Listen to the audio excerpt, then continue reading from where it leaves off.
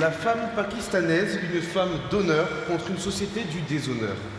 Aujourd'hui, vous avez choisi de prêter vos voix à celles qui subissent l'oppression d'une société patriarcale. Exactement. Ça.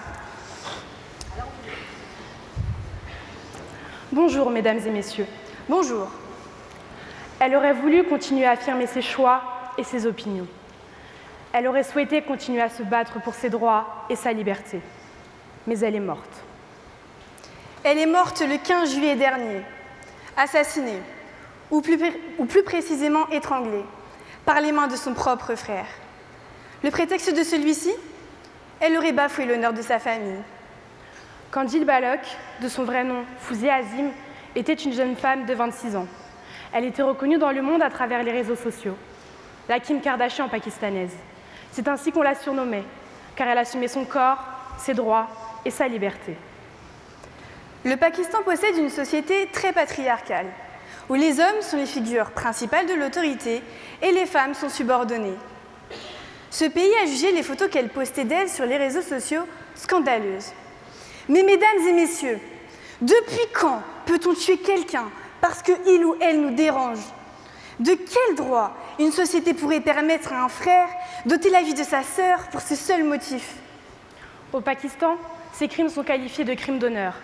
Un crime d'honneur est un crime perpétré en réaction à un comportement perçu comme ayant, soi-disant, apporté le déshonneur à une famille. D'après la Commission des droits de l'homme du Pakistan, l'an dernier, près de 1100 femmes auraient été tuées par un membre de sa famille pour des raisons d'honneur. L'honneur, mesdames et messieurs, l'honneur de qui? L'honneur de quoi? Assassiner donc considéré comme un acte admirable? Est-ce normal qu'une femme, par son attitude, cause la honte, tandis qu'un homme, par un assassinat, retrouve l'honneur? Ces crimes sont fréquents au sein de cette société pakistanaise, mais ils ne sont pas seulement présents au Pakistan. La plupart des crimes d'honneur sont perpétrés dans des pays à société patriarcale, souvent musulmane. Le paradoxe est que l'islam ne préconise pas les crimes d'honneur, ni la peine de mort pour inconduite liée à l'honneur. En Turquie, 40 des 77 femmes tuées par un membre de leur famille en 2003 ont été victimes de crimes d'honneur. Au Bangladesh, pas moins de 775 femmes ont été victimes de ces crimes entre 1999 et 2001. Les causes de ces crimes? Eh bien, les motifs sont souvent les mêmes. La femme aurait rejeté des avances sexuelles ou refusé une demande en mariage. Mais le réel motif, c'est qu'une femme ait refusé de se soumettre. C'est qu'une femme ait osé dire sa volonté. C'est qu'une femme ait osé dire non à un homme. Car au Pakistan, une femme ne vaut pas un homme. Et même si ces crimes sont interdits d'après une loi établie en 2004, ils restent tolérés. Figurez-vous que dans le cas des crimes d'honneur, un homme pouvait ne pas être traduit en justice si sa famille lui pardonnait son crime en échange du versement d'une somme compensatoire.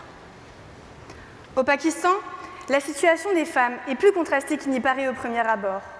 En effet, le principe d'égalité entre les sexes a été établi par les 3 constitutions successivement adoptées par le pays depuis son indépendance en 1947.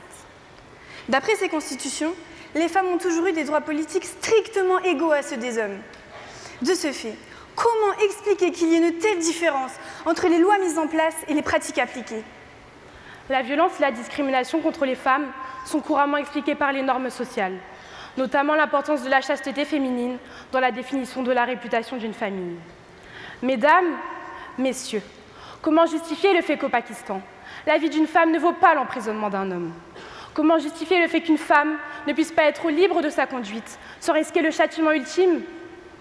Est-il normal de priver ces femmes pakistanaises de leur liberté, de leurs droits en tant qu'êtres humains? D'après l'article 3 de la Déclaration universelle des droits de l'homme, tout individu a le droit à la vie, à la liberté et à la sûreté de sa personne.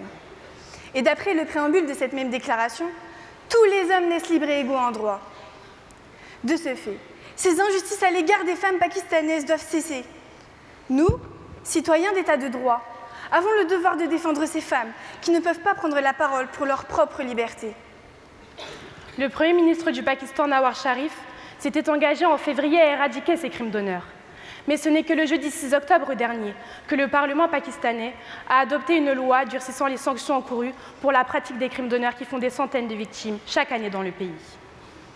Désormais, ces meurtres au nom de l'honneur seront jugés dans un tribunal et aboutiront à la prison à vie, même en cas de pardon familial. Mais est-ce que la justice pakistanaise parviendra à faire appliquer cette nouvelle législation?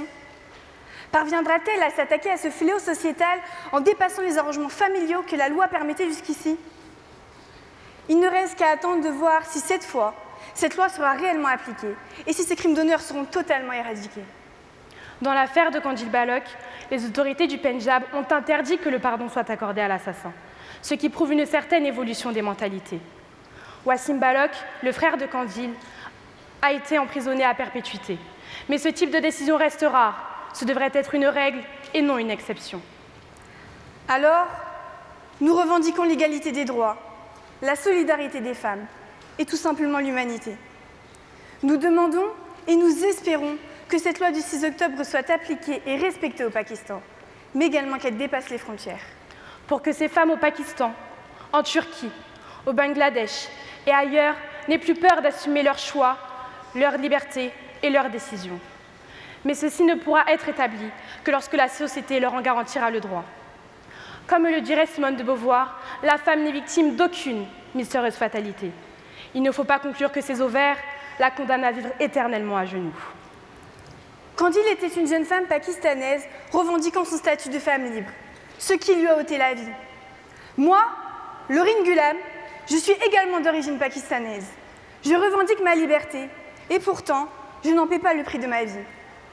Alors, au nom de toutes ces femmes, je tiens à affirmer qu'aucune d'entre elles n'est une femme du déshonneur.